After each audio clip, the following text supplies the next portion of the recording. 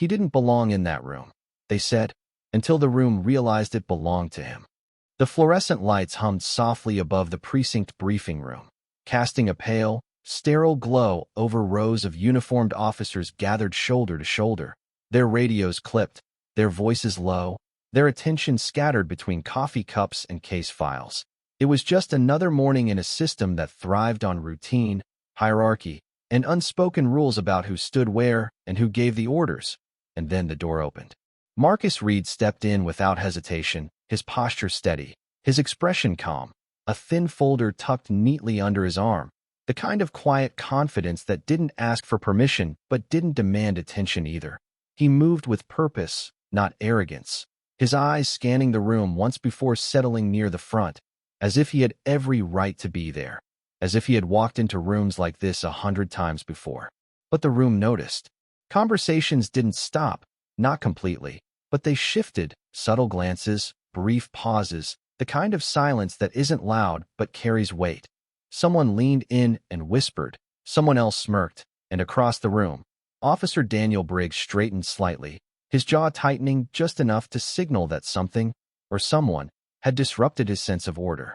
Marcus didn't react. He simply set his folder down on the table, fingers resting lightly on its edge, his gaze forward, composed, as if none of it registered, as if the air around him wasn't thickening with quiet judgment. Then Briggs spoke. "Hey," he said, not loudly, but sharp enough to cut through the low murmur, his tone carrying that familiar edge of authority that didn't need to shout to be heard.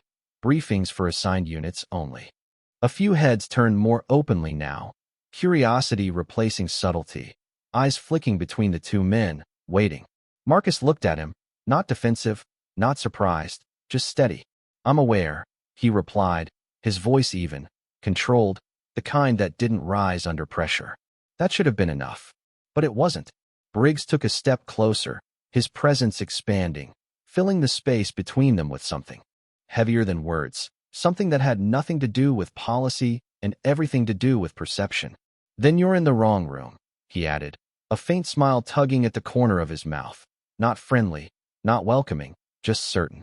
A couple of officers let out quiet chuckles, the kind that disappear as quickly as they appear, but leave a mark all the same. Marcus didn't move. Not yet. He didn't argue, didn't raise his voice, didn't reach for credentials or explanations. He just stood there, still as the hum of the lights above, his silence stretching a second longer than expected, then another. Imagine standing there, knowing something they don't, holding a truth that could flip the entire room in a single sentence, and choosing not to say it. Not yet. Because sometimes power doesn't arrive with noise, sometimes it waits. Briggs exhaled through his nose, impatience creeping in, his fingers tapping once against his duty belt as if to punctuate the moment. "You need to step out," he said, more firmly now, the room leaning into the tension without realizing it, every eye pretending not to stare while catching every detail. Marcus glanced around, not at Briggs, but at the room itself, the faces, the uniforms, the quiet assumptions stitched into every look, and then back to the door, as if measuring something invisible, something deeper than the moment in front of him. And still, he didn't argue. He simply reached for his folder, lifting it with calm precision, his movements unhurried, controlled, as if the outcome of this interaction had already been decided somewhere beyond this room, beyond these voices, beyond the narrow understanding of the men watching him walk toward the door they believed he didn't belong behind. The door clicked shut behind him with a soft, almost forgettable sound, but inside the room, the shift it left behind was anything but small.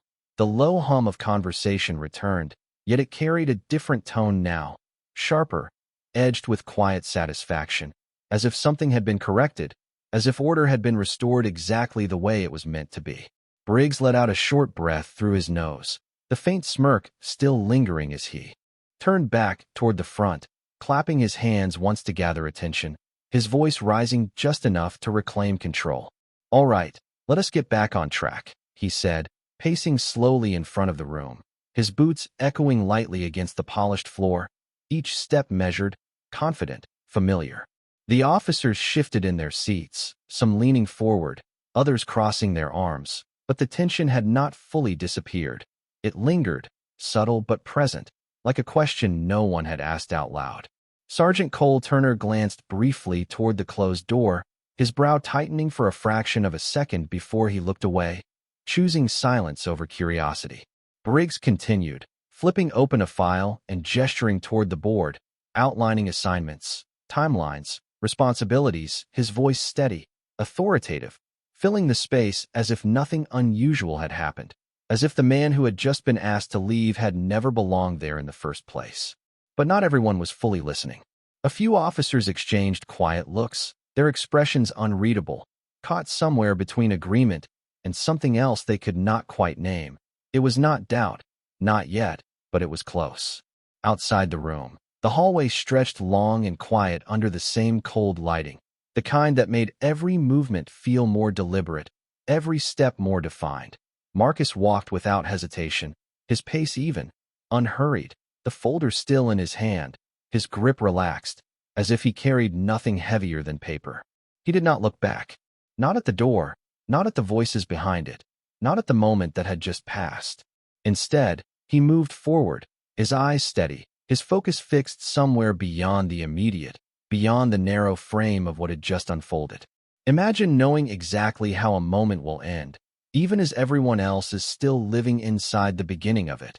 Imagine carrying that certainty without needing to prove it, without needing to announce it, because the truth does not rush, it arrives on its own time. Marcus reached the end of the hallway and stopped briefly near a glass panel that overlooked the precinct floor below, officers moving in patterns of routine, phones ringing, paperwork shifting from one desk to another, the quiet machinery of the system continuing without interruption. He stood there for a second longer than necessary, not out of hesitation, but out of awareness, as if taking in the full picture before the next piece fell into place. Back inside the briefing room, Briggs paused mid-sentence as a faint sound crackled through the radio clipped to his shoulder, a voice cutting in, low but clear, requesting confirmation, asking about readiness, about leadership, about who was in charge of the operation that was about to begin. Briggs reached for the radio without thinking, his confidence unchanged, his response immediate, because in his mind, the answer had never been in question. And yet, something about the timing felt off, just slightly, just enough to go unnoticed by most, but not entirely without weight. The room quieted again, not fully, not consciously, but enough that the air shifted once more, the kind of shift that comes right before something changes, right before the moment everyone thought they understood begins to move in a direction no one expected. The radio hissed again, louder this time, no longer background noise but a presence that demanded attention, and Briggs lifted it toward his shoulder with the same confidence he had carried all morning, his voice steady, almost automatic. "Unit briefing is in progress," he said, his tone clipped, professional, the words landing with practiced authority. A pause followed, not long, but long enough to stretch across the room like a thread pulled too tight. Then the response came through, calm, measured, unmistakably direct, confirming, "Who is leading the operation?" The question was simple, routine, the kind asked every day, and yet something in the way it was delivered shifted the air again, subtle but undeniable. Briggs did not hesitate. "I am," he replied, his jaw set, his posture straightening as if the answer itself reinforced his position. Another pause, this one longer, the kind that does not feel like silence, but like something gathering just beyond it. Around the room, a few officers exchanged quick glances, not speaking, not reacting outwardly, but sensing something they could not yet name. Sergeant Cole Turner leaned slightly forward, his eyes narrowing just enough to signal attention sharpening into awareness. The radio crackled once more. Negative, the voice said, still calm, still controlled, but now carrying a weight that settled into the room like a final piece falling into place. "Captain Reed is assigned to lead." The words did not echo, but they did not need to. They landed, and for a moment, no one moved. Briggs blinked once, a small, almost imperceptible reaction, as if his mind had rejected the sentence before fully processing it. "Repeat that," he said, his voice tighter now, not loud, but no longer relaxed. "Captain Reed." The voice answered, slower this time, deliberate, leaving no space for misunderstanding. "He should already be in your briefing." Silence followed. Real silence. The kind that presses in from all sides, filling every corner of the room, turning every breath into something noticeable. Briggs lowered the radio slightly, his grip tightening around it, his eyes flicking toward the door for the first time since it had closed. The smirk that had lingered earlier was gone, replaced by something far less certain. Across the room, the officers who had chuckled before now sat still, their expressions shifting in small, controlled ways, the realization beginning to form, not all at once, but piece by piece. Imagine standing in a room where every assumption you made just seconds ago starts to unravel, not loudly, not dramatically, but quietly, undeniably, until there is nothing left to hold on to but the truth you missed. Briggs exhaled slowly, as if steadying himself, then turned back toward the front, forcing composure into his posture, into his voice, into the way he carried himself. "There must be some confusion," he said, though the words sounded less convincing the moment they left his mouth. No one responded. No one agreed.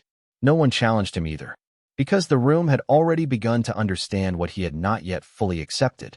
Sergeant Turner shifted in his seat, his gaze now fixed on the door, not casually, not curiously, but with a focus that suggested he was waiting, not questioning if something would happen, but when. The hallway outside remained quiet, but it no longer felt empty.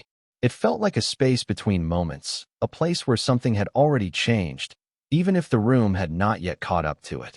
Inside, the fluorescent lights hummed on, indifferent, steady, illuminating every face now caught between past certainty and present doubt. And then, from beyond the closed door, came the sound of footsteps. Not rushed, not hesitant, measured, approaching with a rhythm that did not need to hurry, because it was not trying to catch up. It was arriving right on time. The footsteps did not rush. They did not hesitate. They moved with a calm precision that carried through the hallway and into the edges of the room before the door even opened. And in that brief space between sound and sight, every person inside felt it. That shift that could not be explained but could not be ignored. The kind that makes a room hold its breath without realizing it. The handle turned slowly, not forced, not dramatic, just deliberate. And the door opened with the same quiet click it had made minutes earlier. Only now it sounded different, heavier, like it carried something with it. Marcus Reed stepped back inside. No announcement, no urgency, just presence. His posture was the same, steady, composed, his expression unchanged, his eyes scanning the room once again. But this time the room did not react the way it had before. No whispers, no smirks, no quiet laughter hiding behind turned shoulders. Just silence. Real silence. The kind that listens. Briggs stood near the front, still holding the radio, his stance no longer as grounded as it had been moments ago, his shoulders slightly tighter, his eyes fixed on Marcus in a way that was no longer dismissive, but searching, trying to reconcile what he had heard with what he was seeing. Marcus walked forward at an even pace, each step measured, unhurried, crossing the same space he had been pushed out of, but now the distance felt different, longer somehow, as if every foot carried weight that had not been visible before. No one moved to stop him. No one spoke. They simply watched. Imagine walking back into a room that just told you that you did not belong, knowing that in a matter of seconds, that same room will have to rewrite everything it believed about you, and still choosing not to rush, not to prove, not to react, because the truth does not need volume to be heard. Marcus reached the table at the front and set his folder down again. The same motion, the same calm precision, but now it landed differently. The soft sound of paper against wood cutting through the silence more clearly than any voice had moments ago. He did not look at Briggs immediately. Instead, he opened the folder, flipping it once, as if the briefing had never been interrupted, as if the timeline had not shifted at all. The radio in Briggs's hand crackled faintly again, but he did not raise it this time. His attention locked forward, his certainty slipping just enough to be visible. Sergeant Turner straightened in his seat, his posture adjusting almost instinctively, as if responding to something deeper than instruction, something that had finally aligned. Marcus lifted his gaze, not sharp, not confrontational, just steady, and for the first time since he had entered the room, the silence felt complete, like every piece had fallen into place. Then he spoke. "Good morning," he said, his voice even, controlled, carrying across the room without force, without strain, and yet it reached every corner, every person, every assumption that had been made just minutes before. No one responded immediately. They did not need to, because the words were not the reveal. They were the confirmation of what had already begun to unfold. Marcus's eyes moved briefly across the room, not lingering, not judging, just acknowledging, and then settled forward again as if the focus had always been there, as if the position he stood in had never been in question. "Let us begin," he added, the same calm tone, the same steady presence, but now it carried something else, something undeniable, something that did not need to be named to be understood. And in that moment, without a single raised voice, without a single command repeated, the room shifted, not because it was told to, but because it finally recognized who had been standing in front of them all along. No one applauded, no one spoke, but something in the room had already shifted beyond words, and it showed in the smallest movements, the way shoulders straightened, the way eyes no longer wandered, the way silence turned from doubt into attention. Marcus did not acknowledge it directly. He did not need to, because authority, real authority, does not announce itself. It settles into a space and lets everything else adjust. He turned a single page in his folder, the sound crisp, controlled, and then began outlining the operation with a clarity that left no room for confusion, his voice steady, measured, each instruction delivered without hesitation, without repetition, as if every detail had already been mapped long before anyone else stepped into that room. "Timeline remains unchanged," he said, his tone calm, but precise enough to anchor the room. "Units will move in coordinated sequence, no deviations unless instructed." And as he spoke, officers who had minutes ago leaned back now leaned forward, pens lifting, attention locking in, not because they were told to listen, but because something in his delivery made it impossible not to. Briggs remained standing where he was, the radio now lowered completely, his posture caught between what it had been and what it needed to become, his mind moving through the last 10 minutes, replaying each word, each look, each decision, and finding no place to stand that did not shift beneath him. He glanced briefly at Turner, but Turner did not meet his eyes, his focus fixed forward, already aligned with the voice leading the room. Imagine realizing that the moment you thought defined someone else has just become the moment that defines you. Imagine understanding that every word you spoke is still in the air, only now it carries a different meaning, a weight you did not intend but cannot remove. Marcus continued, unaffected, outlining roles, calling out positions, assigning responsibility with a calm certainty that did not waver, and with each sentence, the room settled further into its new reality, not forced, not corrected, simply recognized. "Sergeant Turner, you will coordinate entry timing," he said, and Turner nodded immediately, the response instinctive, professional, as if there had never been any other chain of command. Then Marcus's gaze shifted, not sharply, not pointed, but intentionally, landing on Briggs for the briefest moment, just long enough to acknowledge, not long enough to challenge. "Officer Briggs," he said, the title deliberate, clear, leaving no ambiguity in its placement. "You will handle perimeter communication, keep updates consistent and direct."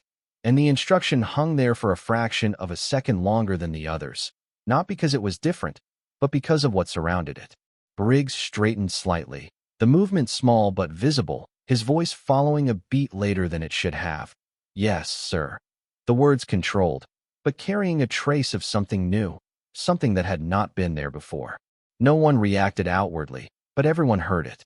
Marcus did not pause, did not acknowledge the shift. He simply moved forward, continuing the briefing as if the room had always been aligned, as if nothing had needed correction, because in his world, it had not. The truth had always been the same, only the room had changed. The fluorescent lights continued their steady hum above, the same as before, the same as always, but now they illuminated a different kind of clarity, one that had nothing to do with brightness and everything to do with perspective. And as Marcus closed the folder with a soft, final sound, the room sat in a silence that was no longer uncertain, no longer questioning, but settled, grounded, aware. Because sometimes the most powerful shift does not come from what is said in the end, but from what is understood too late to be undone. The room did not erupt when the briefing ended. It did not break into chatter or scattered movement the way it usually did. Instead, it held for a second longer than expected, as if everyone needed just a moment to recalibrate, to quietly adjust the image they had formed minutes ago with the reality now standing in front of them. Marcus closed the folder with that same controlled precision and let his gaze rest. Briefly across the room, not searching for reactions, not measuring anyone, simply acknowledging the space as it was now, no longer divided by assumption but aligned by understanding. "You are dismissed," he said, his tone even, not raised, yet it carried enough clarity that no one mistook it. And one by one chairs shifted, papers gathered, radios adjusted, the rhythm of movement returning, but it was different now, more deliberate, more aware. Officers filed out, some quick to avoid eye contact, others slower, as if unsure where to place their gaze, their expressions controlled but not untouched, because moments like this do not pass without leaving something behind. Sergeant Turner was among the first to stand, his posture straight, his nod brief but unmistakably respectful as he moved past Marcus without hesitation, already stepping into the role he had been assigned, no questions asked, no uncertainty lingering. Briggs remained where he was for a second longer than everyone else, the space around him clearing, leaving him momentarily isolated in the very room where he had felt most certain just minutes ago. His eyes dropped briefly to the table, then lifted again, settling on Marcus, not with defiance, not with challenge, but with something more complicated, something caught between recognition and reflection. Imagine standing in front of the person you misjudged, knowing they saw everything, heard everything, and yet chose not to expose it, not to use it, not to make you smaller in return, because their authority was never dependent on your mistake. Briggs stepped forward, his movement slower now, measured, as if each step required more thought than it had before, and when he stopped a few feet away, the distance felt intentional, not imposed, not enforced, just understood.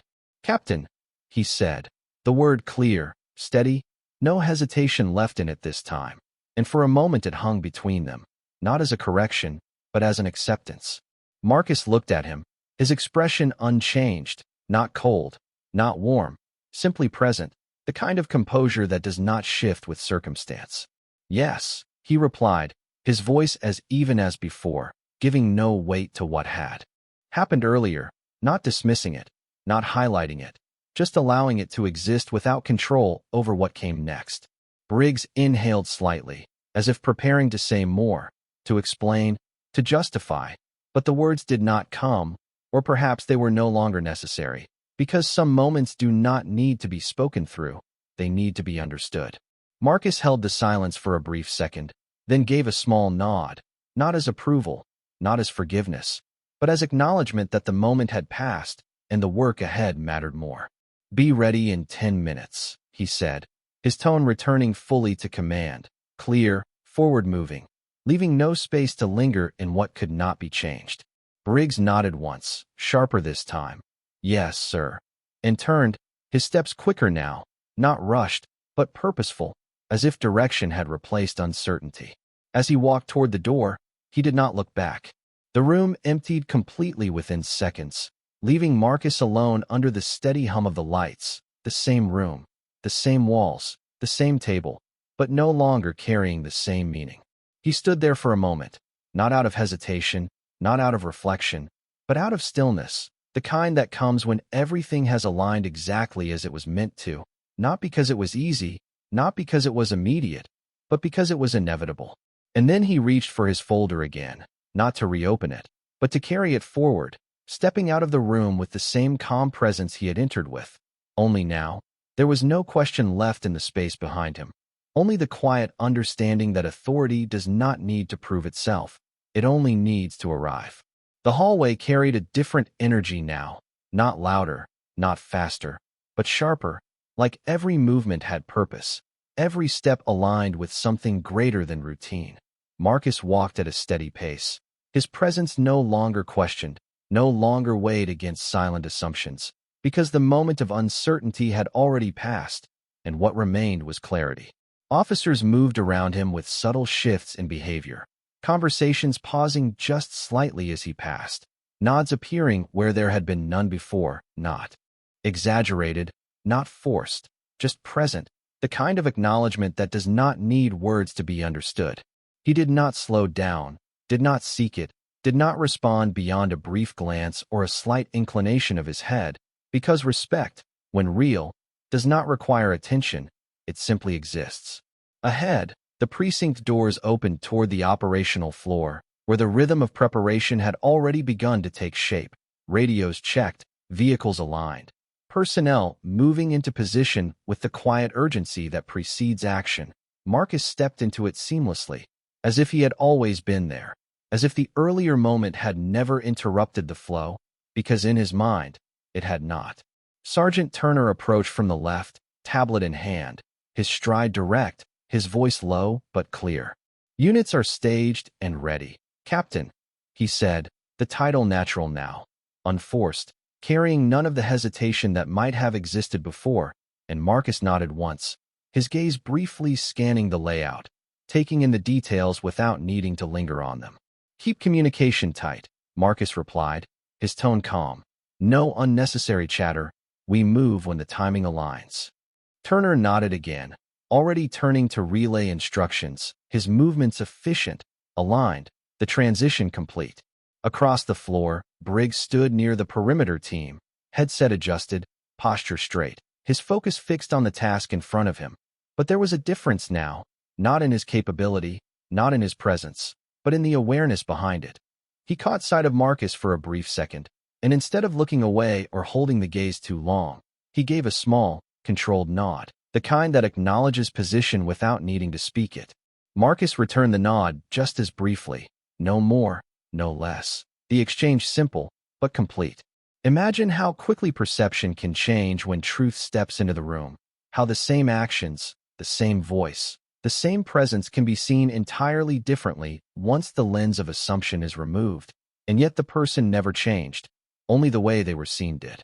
A call came through over the radio network, confirming readiness across all units, the voices.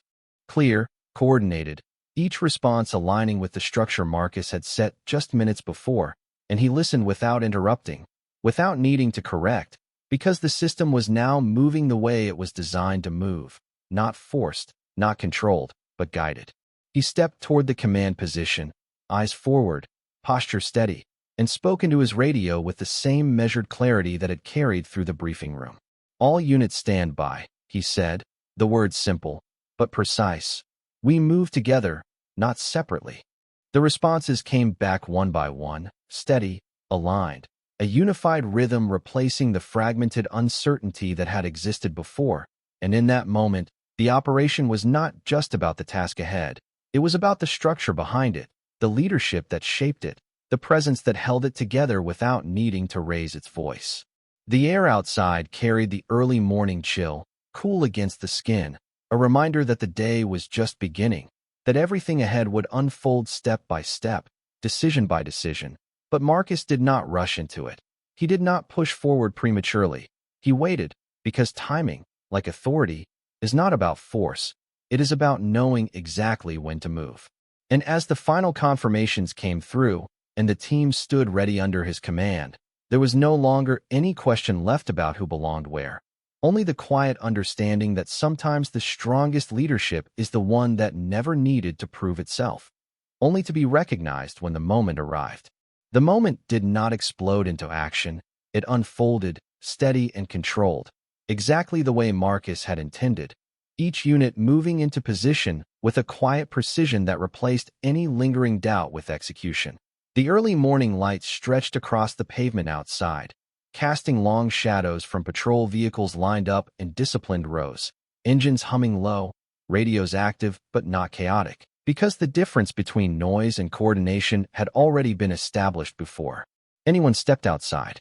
Marcus stood near the command vehicle, his gaze moving across the scene, not hurried, not distracted, taking in every detail, with the same calm awareness that had carried him through the room earlier. And for a brief second, everything aligned exactly as it should, not because it had always been that way, but because it had been brought into that state by presence, by clarity, by restraint. All units, check in. He said into the radio, his voice even, and the responses came back in sequence, clean, direct, no overlap, no hesitation. Each confirmation reinforcing the structure now holding the operation together. Sergeant Turner moved between teams, relaying updates, adjusting small details without disrupting the larger flow, his trust in the command clear not through words, but through the way he executed without needing to question. Across the perimeter, Briggs monitored communications, his tone controlled, his responses sharp and accurate, the earlier tension now redirected into focus. And when he spoke, there was no trace of the edge that had defined him before, only the discipline expected of someone who understood exactly where he stood. Imagine how quickly a room, a team, even a system can change when leadership is not imposed, but recognized, when the same voices that once carried doubt now carry alignment, not because they were forced to, but because they have seen something they can no longer ignore.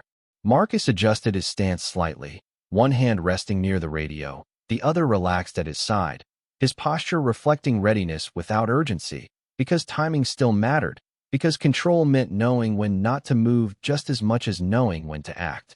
A final update came through, confirming that all units were in position, all routes secured, all variables accounted for, and Marcus listened without interruption, allowing the information to settle before responding, because leadership was not about reacting first, it was about responding right. Hold positions, he said, his voice steady. We move on my mark. The words carried through every channel, every headset, every ear tuned in, and for a moment, everything paused, not in uncertainty, but in anticipation, the kind that comes when everyone understands their role and trusts the voice guiding them. The wind moved lightly across the lot, carrying the faint sound of distant traffic, the ordinary world continuing just beyond the edge of what was about to unfold, and Marcus stood in that space between stillness and motion, fully present, fully aware, not needing to prove anything, not needing to assert anything, because everything that needed to be understood had already been shown. His eyes moved once more across the teams, the vehicles, the officers now aligned under a structure that had not existed an hour ago, and in that quiet moment, the transformation was complete, not dramatic, not announced, but undeniable. He lifted the radio slightly, his thumb resting on the button, the final decision sitting not in pressure, but in clarity, and then, without raising his voice, without changing his tone, he spoke the words that carried everything forward. Move. And just like that, the operation began, not with chaos, not with confusion, but with precision, each unit stepping into motion exactly as planned, exactly as briefed, exactly as led. And as the scene shifted from stillness to coordinated movement, there was no longer any trace of the doubt that had once filled that room, only the quiet, undeniable truth that leadership had been there all along, waiting for the moment when it would finally be seen. The movement carried forward exactly as planned, not rushed, not chaotic, but deliberate, each unit advancing in coordination, each voice on the radio steady and clear, and as the minutes passed, what had begun as a moment of quiet tension transformed into something far more powerful, something that did not need to be announced to be understood. The operation unfolded with precision, the kind that does not come from chance, but from structure, from trust, from leadership that holds without needing to push. Marcus remained at the center of it all, not physically in every position, but present in every decision, every adjustment, every signal that guided the flow forward, his voice coming through the radio at measured intervals, never excessive, never absent, always exactly where it needed to be. Maintain spacing, he instructed at one point, his tone unchanged, stay aligned. And the response was immediate, not because it was demanded, but because it was expected, because the system now moved with him, not around him. Sergeant Turner checked in with updates, his delivery concise, efficient, reflecting the same discipline that had settled across the entire team, and even Briggs, positioned along the perimeter, responded with a clarity that carried none of the earlier hesitation, his focus now anchored in execution rather than perception. Imagine watching something you once doubted unfold flawlessly under the direction of the very person you questioned. Imagine realizing that the strength you overlooked was the very thing holding everything together. and that the only thing that had ever been out of place was your understanding of it. Time moved forward, steady, measured, and as the final stages of the operation came into view, the tension that had once filled the air was replaced by something quieter, something grounded, the kind of confidence that does not need to speak loudly because it has already proven itself through action. Marcus listened to the last confirmations come through, each unit reporting completion, each voice aligned with the structure that had guided them from the beginning, and he responded with the same calm authority that had carried through every moment. "Good work," he said, simple, direct, no embellishment, but the words carried weight, not because they were rare, but because they were earned. One by one, units began to disengage, vehicles shifting, radios quieting, the operation closing not with noise, but with order, with clarity, with a sense of completion that did not need celebration to be recognized. Back at the precinct, the same doors stood, the same walls, the same lights, but something had changed within them, something subtle yet permanent, because moments like this do not just pass, they remain. They reshape the way a room remembers, the way it sees, the way it understands. Briggs stepped out of his vehicle and paused for a second, his gaze lifting toward the building, not with uncertainty, but with reflection, the kind that comes when a moment has already taught its lesson without needing to repeat it. He adjusted his posture slightly, then moved forward, his steps steady, aligned with something clearer than before. Marcus arrived moments later, his pace unchanged, his presence the same as it had always been, because for him, nothing had shifted, nothing had needed to. The truth had never been in question, only the recognition of it had been delayed. He stepped inside without pause, without acknowledgement of what had come before, because the work continued, because leadership is not a moment, it is a constant, it is carried forward, not looked back on. And as the precinct settled into its rhythm once more, quieter now, more aware, there was one thing no one could ignore, one understanding that had settled into every corner of that room, every hallway, every glance that passed between them, that the man they had once pushed aside had never been out of place, only unseen. And when the moment came for truth to step forward, it did not need to raise its voice. It only needed to stand still long enough for everyone else to finally see it.